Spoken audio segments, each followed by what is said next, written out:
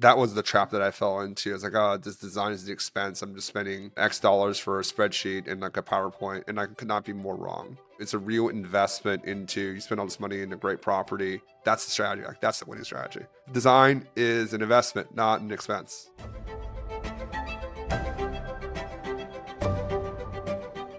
Hey everyone, welcome back to another episode of STR the Best with Michael Chang. I'm your host. Really excited to have two awesome guests here today with us on the show, the two absolute best designers for short-term rentals in the entire country and not the world. So I'm really, really excited to have Jordan and Bree here.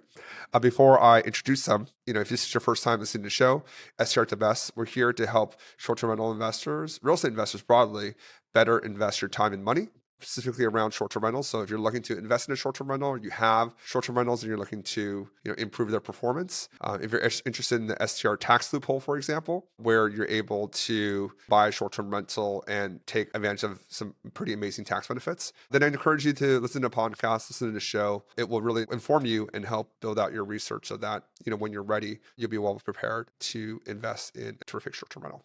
And if you like this episode, please do subscribe and share with a friend that you think would be, interested in find this content relevant. Thank you very much. I appreciate your support for the show. Jordan, Bree, thank you for joining me today. Yeah, thank you so much for having us, Michael. We were catching up before we even hit record. We have worked with each other multiple times at this point, so really excited to catch up today. Thank you I know you guys are super busy, so appreciate you taking the time, with a new child very recently too. So I very, very much appreciate your time. Give you the opportunity, Jordan, maybe I'll start with you since you're next to me here in the on the screen here.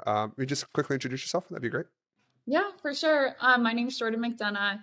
I am a co-founder and owner of Somerled Designs. We have Bree on the line with us as well, and she can speak more to what Somerled is. But I am essentially the design portion of Somerled. So we kind of break up Somerled into what strategy and design, and that truly is embodied in both Bree and myself. So I'm Jordan, and I am the design side of Somerled.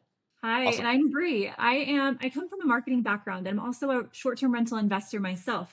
Like Michael mentioned, I'm a mom too. That's my favorite title. I have 3 kids, but throughout all that craziness, I started in the marketing industry, and I loved just honing in on a target audience. How can you take any brand, doesn't matter what industry you're in, and elevate it to perform and attract a certain audience? So when my husband and I got into short-term rentals about 5 years ago, I took those strategies and applied them to my properties. I said, you know what? In the landscape at that time, which we're going to talk about how things have changed, but 5 years ago, there wasn't a lot of competition. So I saw it as an opportunity to go in and dominate the competition by having a clear marketing strategy. But I don't have a design background. Like Jordan said, she is the design side of Somerled. I come in with the strategic side. I look at data. I come up with a plan, and then it's handed over to design. But that's why Somerled works so well, because we are a short-term rental specific design firm. Every decision is made up front, and it's based on research, and it's all looking to the investment success and maximizing revenue. Design comes at the later end, and the design is always pointing back to what the research is telling us. It's a great introduction to why Somerled is one of the largest, if not the largest, short-term rental focused design firm in the country. Kudos to you guys and your other part, your team and your partners on being able to deliver such value to your clients. I myself as one of them. And what we really focus on with our own investments and with how we advise our clients through the STR the Best mentorship program is, what is the actual revenue potential of the property, right? So there's an underlying potential of the property of what you buy, the location, the physical attributes of that. But then, there's a next step, right? Which is really design, the amenitization. Like, who are you targeting and how do you attract them? How do you have them click on your listing and book with you and provide them a great stay so that they will give you a good review and invite their friends back? Like, that's really the whole goal of the business. Design is such a big part of it. And I think your emphasis on ROI on the design investment that clients make is absolutely critical. I want to structure the show a little bit where we talk about just why is design important, and then I want to talk about what's working now in 2026, or Feb 2026 when we're recording this, what's no longer really working as effectively. You guys launched like 5+ years ago, I'm going to guess like certain things like 5 years ago probably aren't as effective now. They've just kind of been saturated or they're just no longer as relevant. So let's talk about that. And then, I think we'll talk a little bit about just where do you guys see the industry going as an investor on your side? You guys have a different lens on a view and lens on the broader industry. So I would love to get your take on that. How's that sound? Yeah, no, those are Okay, great questions, Michael. So I'm perfect. so excited to cover all of those. I'll start with the first one. That's why is design important? I'm going to reference a lot of my properties because, I'm growing my portfolio. We now have over 35 properties that we own and manage.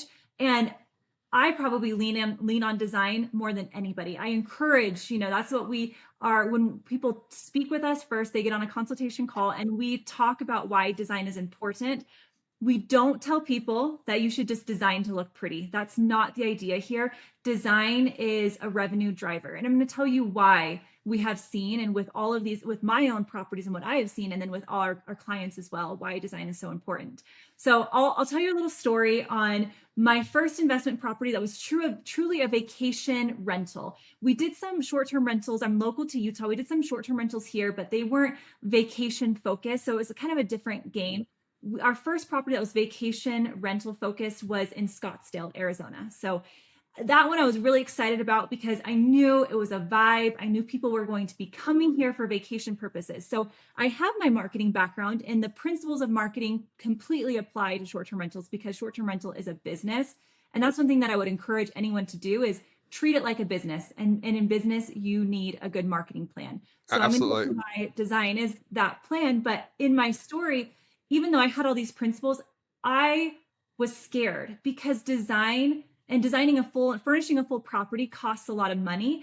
And then amenitizing the property on top of it costs so much money to add in a pickleball court, a hot tub, a sauna. There's some quick wins that aren't as expensive for amenities, but most of them are heavy, dollar amounts. And so I knew the principles, but I was scared because it was my own money. And that's like Mhm. a lot of people experience that. And so I had to rely so much on data and research to make myself feel good about this. So I Yeah. took a lot of time and I looked at my competition. I looked at why people are traveling to the area, what type of target audiences are, coming, and who can I really attract, and what could I see in terms of returns. And this was 5 years ago. So this was just post-COVID. Yeah. And there wasn't a lot of competition. There were some great properties, but not like we're seeing today. Huh. And So with if I could pause you there, actually. yeah. So there, like, as you're kind of going through that, Scottsdale is not a cheap market. So you bought a great property, you obviously have some experience. There is a fear, like I think you highlight that. So I just want to hit on that point. There's that fear. There's a huge fear on generally folks have a big fear about they just spent, $1 million on a property and you're asking them to put another $300,000 down to elevate it to get to, its maximum potential. I think you're gonna hit on this, but I just want to kind of like set the stage a little bit. How do you think about the design and the data together that helps you inform that choice? Maybe just unpack that a little bit for us.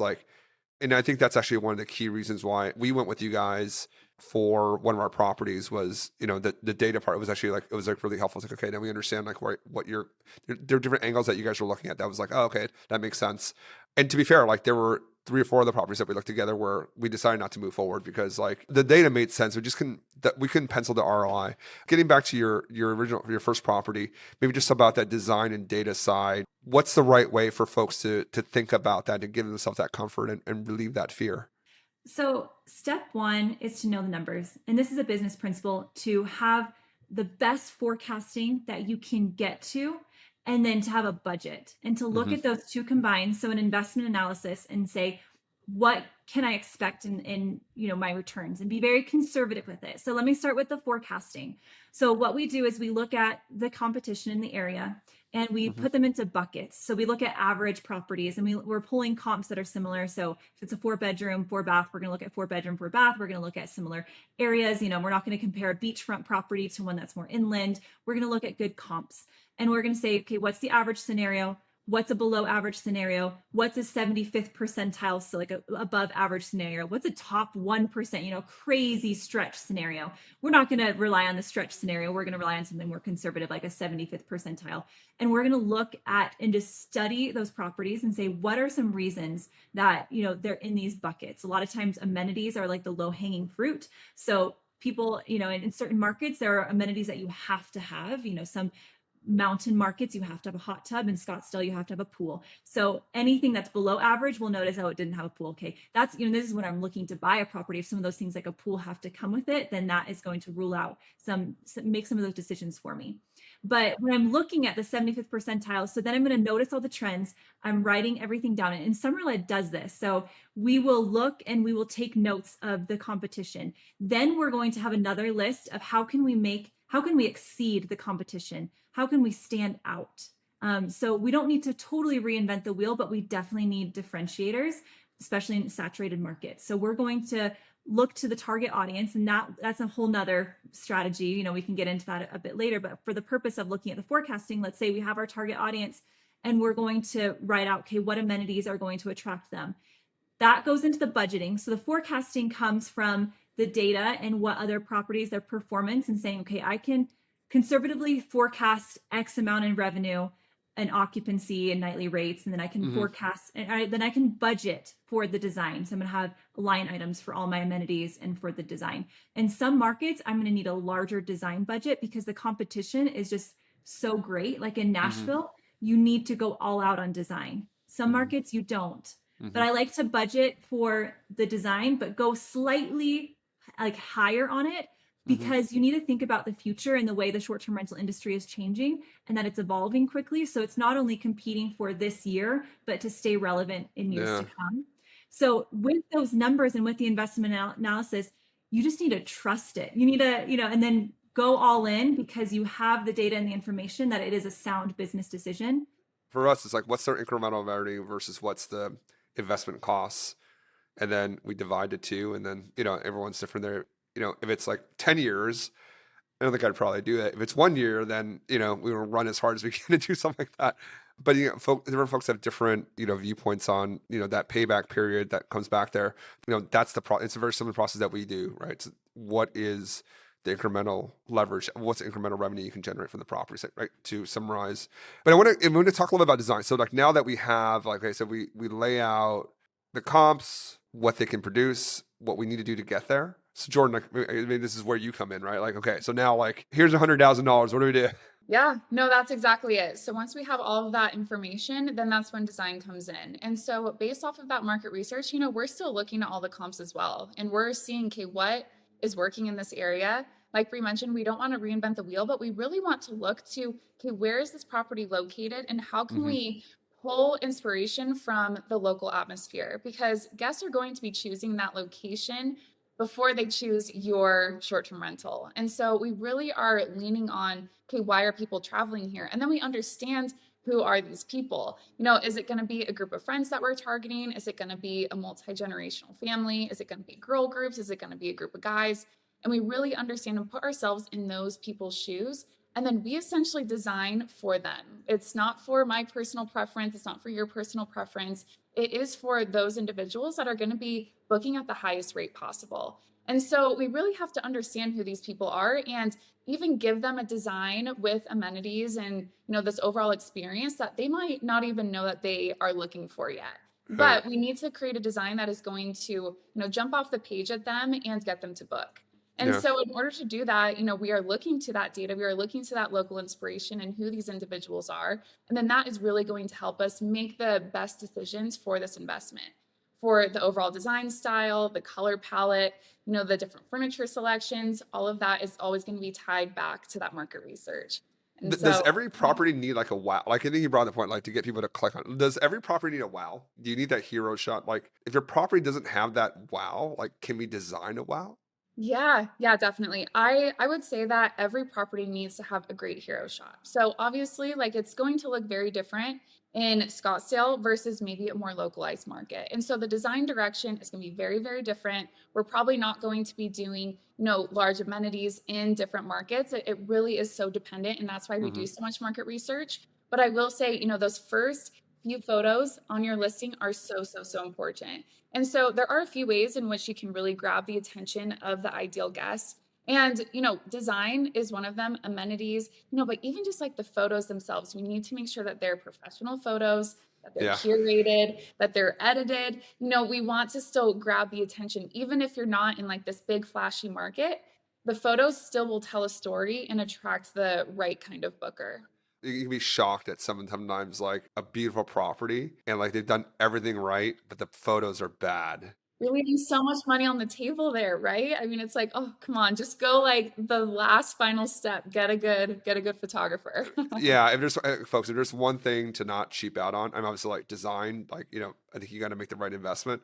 But like if you're gonna do design, if you're gonna buy a short-term rental, like please do not cheap out on the photos. Like because like fundamentally we're selling photo, like you're selling a photo here in the beginning. Like you can Exactly. scroll down Airbnb, you're scrolling like you're not reading the words, right? Like yeah, you're putting in like where you want to stay and the dates, but like you're looking at the photos. So if it's extra $1,000 to get a really good photographer, or like even if you need to reshoot it, we've reshot before too. We're like, this isn't really what we're trying to like. This didn't really count. Like we didn't spend $500,000 on the property on design, or we didn't spend like $300,000 on design for it to come out like this. Like we know it can look better. So if you spend the money on design, like definitely make sure the photos come out. You guys have working with hundreds of clients every single year. So I'm curious, as you see kind of like these trends, and you've done this over these last 5 years, what's one thing that's like was working but doesn't work as well today? Jordan, you start. So I think it'll be easier for you. Yeah. Yeah. One thing that I think used to work was being a little bit more general with the overall design direction. Mm, I even think back to like that very first property that Bree and I designed together. The foundation was so there, but then even like looking back at those early designs, I'm sure there's things that we would be like, oh, we would update this, or maybe even focus in on that target audience a little bit more. And so we know, like being in this industry, that like riches are in the niches. And so we want to make sure that like we are yeah.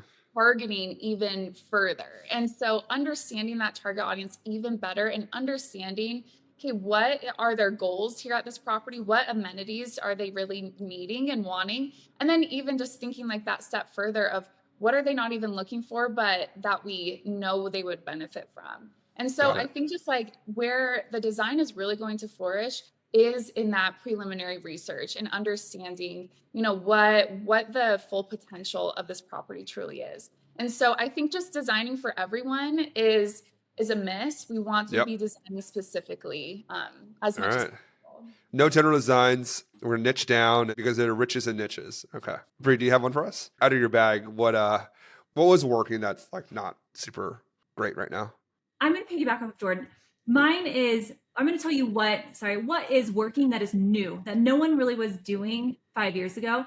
And that's branding your property and making it a full theme and experience and treating it like this business. I Hmm. think what was working and isn't working now is relying on Airbnb and being like, Airbnb will sell my property and I'm just going to go list it. So kind of to Hmm. what Jordan was saying, like that generalization. I'm just going to put furniture in here. I'm using the platform and I'm just going to let it run.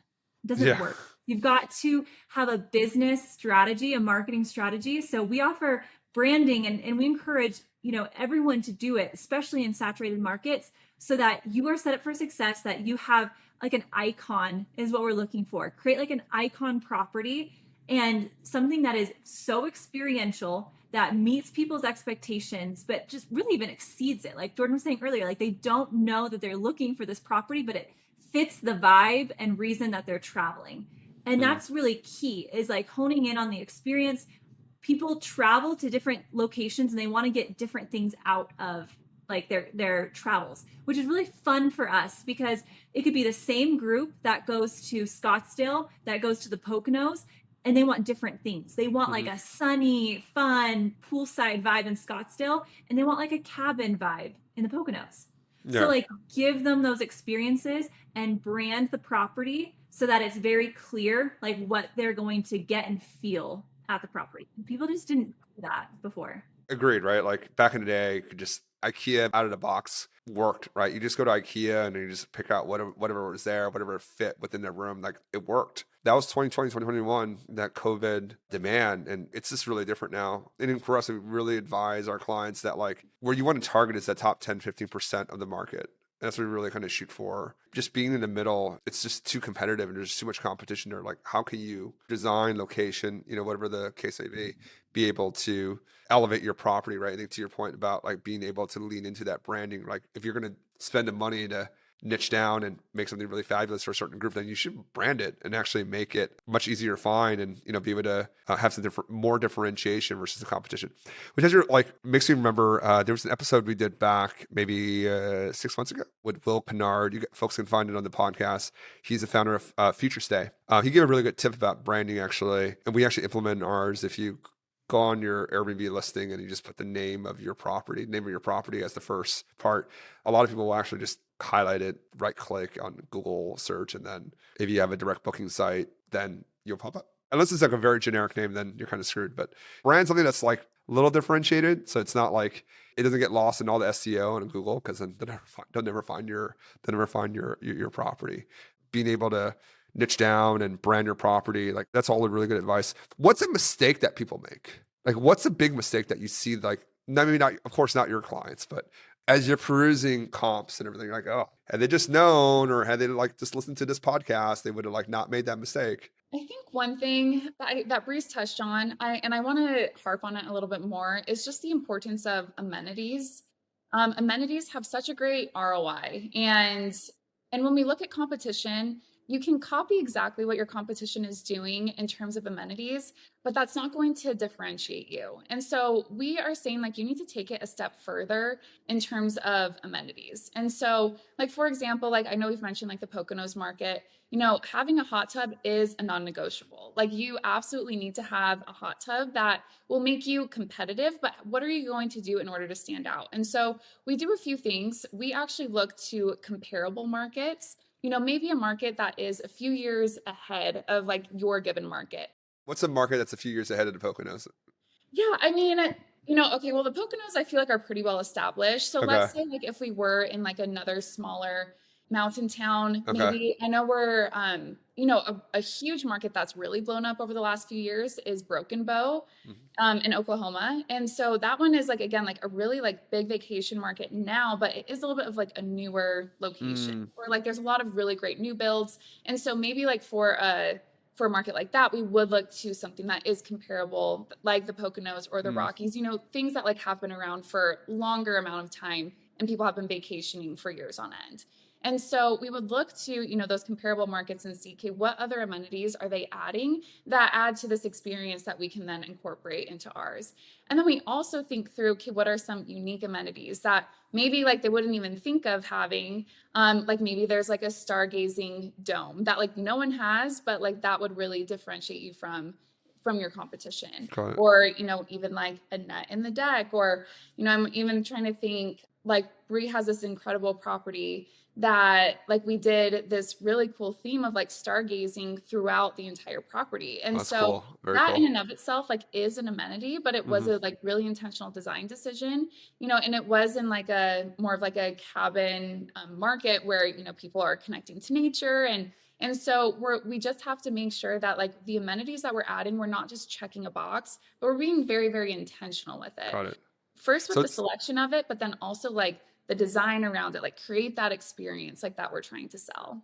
You can't just copy and paste. Like, okay, I need a hot tub, I need like X, Y, and Z. You can't, there has to be like some intention behind probably like the organization, the design of it, how you present it. And then like what more, if you're gonna spend all that money to go do that, like maybe just that 5-10% more to really elevate it or let it pop or do something extra where it's just not just like I have a hot tub. It's like you have a hot tub with like really cool lighting, for extreme lighting, for example, and like different color lighting that you can take really good photos, so that like, one part of it's like one color. And I've seen that a lot more now where people do a lot more with color, like the landscaping colors. So every individual kind of section pops out. Maybe it's one of your guys' designs, but those photos look really incredible. Like you see the full shot of the property. There's a hot tub area and then a fire pit, and then there's the house, and there's like maybe a water feature, and they all have different lighting and everything. So I don't know. I've seen those. It's like, oh, it's really cool. That it probably didn't cost that much to do it, but it's like, it was a very, to your point, just like a very intentional,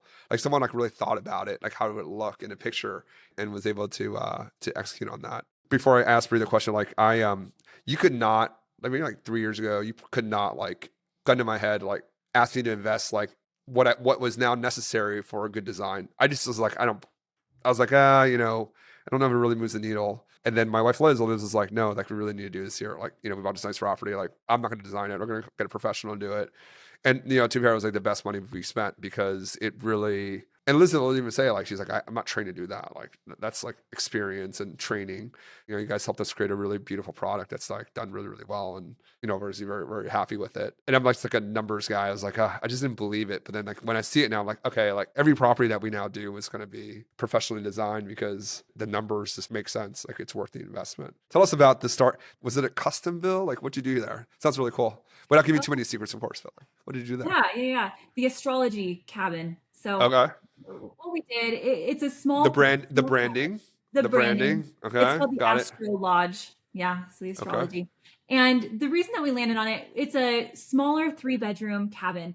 In my portfolio, I have larger homes and it's usually multi-generational. This one was unique where we were looking at friend groups or just like a single family staying there, primarily friend groups. That's what we honed in on. And so we wanted to make it cool and experiential and memorable. What's key about the brand, people aren't searching for like an astrology cabin that's like fit for stargazing, but when they're looking at it on Airbnb or the other platforms and it just sticks. They're like, oh wow, that was cool. Maybe they keep scrolling, but they keep coming back to it. They're like, oh, I just like remember that cabin. Like it was just, or a lot of people, myself included, will pull up tabs of the different properties and they're comparing and like, okay, this is just now feeling general. Oh, the astrology cabin. So anyways, what we did with it is the whole theme is stars, and we do have like these astrology things and murals. Like the ceiling is like murals of stars. We had like an amazing stargazing dome and really decked it out, and a great hot tub. To what you were saying earlier about like the lights in the backyard, I call it amenity stacking. And it's a strategy that we have. So in your personal residence, you probably want to separate. If I were to have like a decked out backyard, I would want to kind of separate some things and have my pool zone and my trampoline zone and my pickleball. That's not the case here because you want to create a wow. So we amenity stack. We put a hot tub next to the fire pit, next to the stargazing dome, so you can create this amazing shot. And then you got to think through, okay, you have a hot tub. And this, I'm going back to the astrology cabin. So we had a hot tub on the deck and it had a canopy, but then we put these twinkle lights all around it. And the photos were amazing. And it's in this secluded, backyard with gorgeous, trees around it. And it just fit the vibe of you're going to escape your day-to-day life and you're going to go stay in this cabin and you can just relax. You can be with the stars. That's the feeling. No one's looking for a stargazing cabin, but they didn't know they wanted it until they saw it. And the idea is the brand sticks with them. That's genius. Like that's the genius part. It's like, yeah, you're not looking for it. It's like Steve Jobs, like no one knows they need an iPhone, but when they see an iPhone, like, hey, I want the iPhone. Like, hey, this is what I want, right? Like you're able to create that, turn that latent desire, that latent want into something like tangible when you see it, like, I want to, like, this makes sense. Like I want to disconnect. And I mean, look, if you're looking up at the stars, right? It's like, it is kind of astrology. Like, oh, like where's the Big Dipper and where's like Orion's Belt, and like, oh, okay, and it's like it all makes sense. That's really cool. No, that's an awesome addition to your portfolio, Brie. So congratulations on that. I want to just ask you guys, and whoever would like to take the question would be great. As investors kind of think through 2026, 2027, they want a property that's going to not just work now, it's going to work in the future. Folks they see saturation everywhere. Right? They're like, oh, saturation. What we say is, yes, there's saturation in different parts of the market, but in astrology cabin, how saturated is an astrology cabin, right? Okay, maybe like not. I put it in New York City, and where I live, it's like not going to be the appropriate thing because you can't see anything from the lights. But like, to your point, that differentiation is going to help you protect against future competition. So as investors think through that, like, what can they best do to set themselves up for success, and with design as a key component of that? Yeah. So I'm continuing to grow my portfolio. So I'm going to put myself in that investor bucket of what I am thinking. So short-term rentals have entered their professional era, and I'm excited about it because I have mini businesses in all of my properties, and that's how I think about it. And every business needs to have a strategy. I don't just jump in and say, okay, I'm just going to start buying furniture and piecemealing it together and it's going to work. You have to have a business model, which is your investment analysis. Then you have to have a marketing plan, which is your design and where we come in. And then you've got to get it set up and as fast as possible. And you've got to have revenue management. And there's so many layers to it, but I love it because it's very active. And I will say expect now in this professional era that you are going to be active in this. And sometimes you're going to have to reinvest. And that's okay. You're going to have to do another photo shoot. You may have to reinvest into a new amenity. You may have to reinvest into design, but that's not news to any business owner. You're always reinvesting. So I would say investors now look for the properties that are unique. And then if, ideally you have a unique property paired with this really unique design and brand, and that's like money. Or if you have a basic property, at least do the design and the brand and make it really outstanding. You can take some great photos, and just think about design, photos, amenity as an investment and not as an expense, because they're helping you get more bookings, more occupancy, and higher nightly rates. I love that. That was the trap that I fell into. It's like, oh, this design is the expense. I'm just spending, X dollars for a spreadsheet and like a PowerPoint, and I could not be more wrong. Like it's a real investment into, you spend all this money in a great property. It's an investment because that's going to have value and generate cash flow over a very long period of time. If you don't do it, it actually is value destructive because you're still going to have to spend money on the furniture and stuff, design. Like you're going to have to do it anyways. So like, do it the right way, and it all ties together, and there's like real intention behind it versus, just like slapping it together when you can miss the mark and you just spent like 80% of what you would have spent anyways, and got like 50% of the product. Like spend 100% and then get 100% or more of the product. Like that's the strategy. Like that's the winning strategy. Brie, I love that. Like design is an investment, not an expense.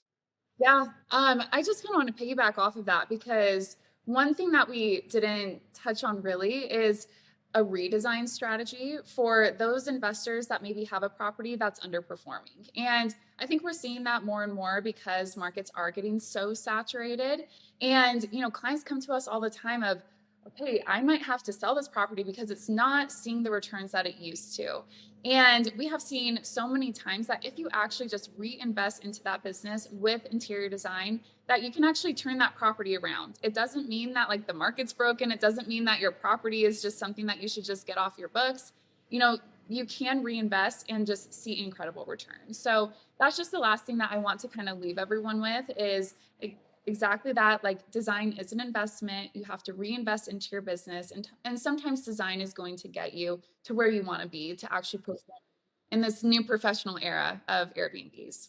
That's a great point. I'm glad you hit on that because we're seeing that more and more too. Like the people that bought in 2020, 2021, they got a great price. They got a great mortgage on there. You didn't have to do that much 5 years ago.